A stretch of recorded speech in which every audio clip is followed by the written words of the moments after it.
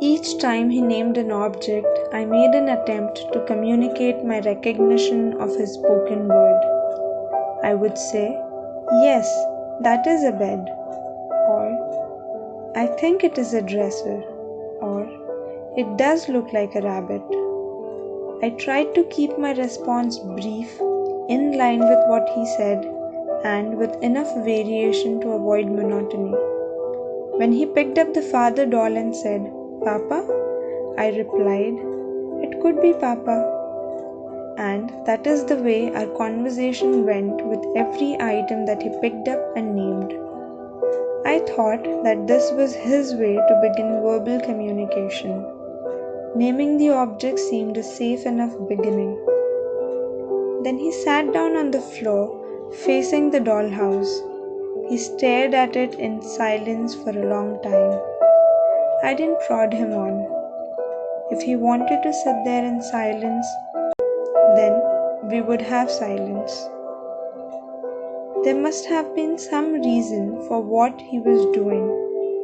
I wanted him to take the initiative in building up this relationship. Too often, this is done for a child by some eager adult.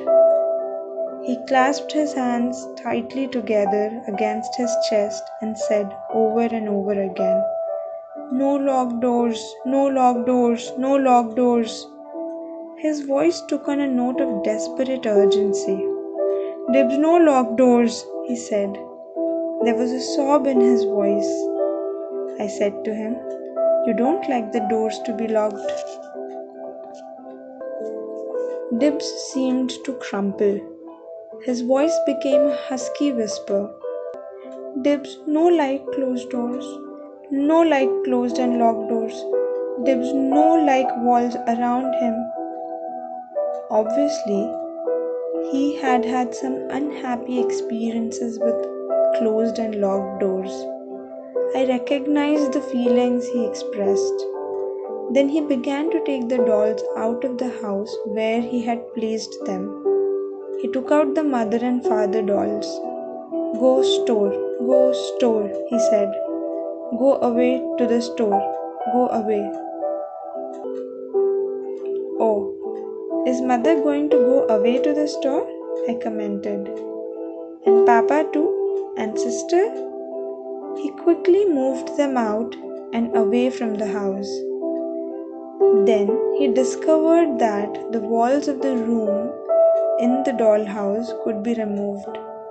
He took each wall out, saying as he did, "No like walls, Dibs, no like walls. Take away all walls, Dibs." And in this playroom, Dibs took away a little of the walls he had built around himself. In this manner, he slowly, almost painfully played.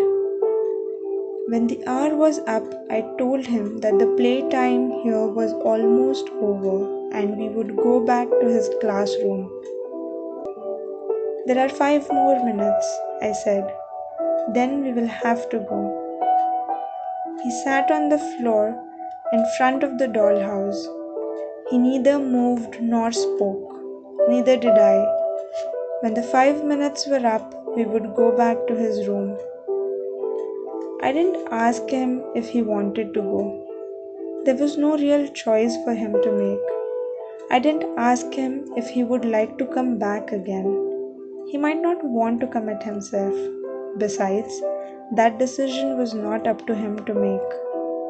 I didn't say that I would see him next week, because I had not yet completed the plan with his mother.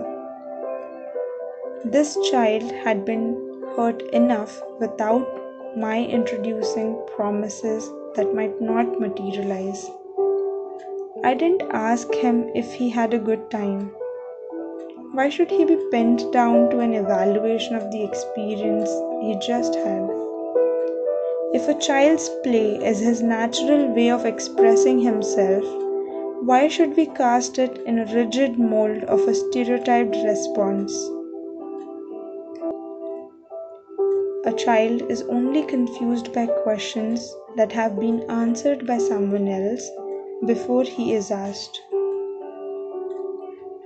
When the 5 minutes had passed, I rose and said, "It is time to go now, Dibs." He slowly stood up and took my hand, and we left the room and started down the hall. When we were halfway down the hall and the door of his classroom was in view, I asked him if he thought he could go the rest of the way to his room alone. "That's right," he said. He dropped my hand and walked down the hall to the door of his room by himself. I did this because I hoped Dibs would gradually become more and more self-sufficient and responsible.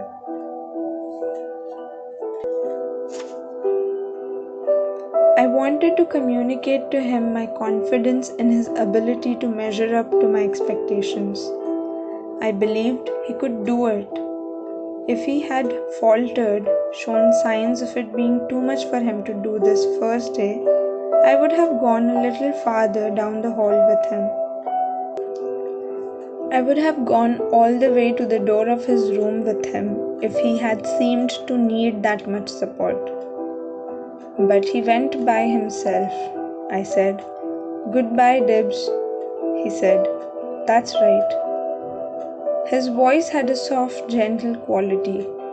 He walked down the hall, opened the door of his room, then looked back.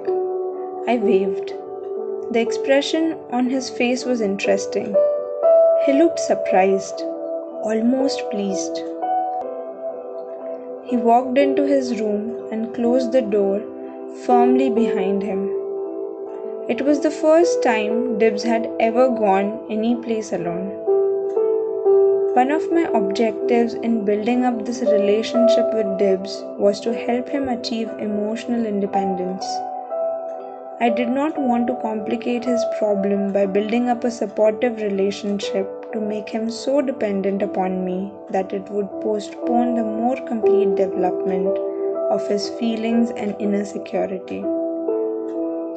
If Dibs was an emotionally deprived child, and indications were that he was, to attempt to develop an emotional attachment at this point might seem to be satisfying a deep need of the child. But it would create a problem that must of necessity ultimately be resolved by him. As I left that first play session with Dibs, I could understand why the teachers and other staff members could not write him off the book as a hopeless failure. I had respect for his inner strength and capacity. He was a child of great courage,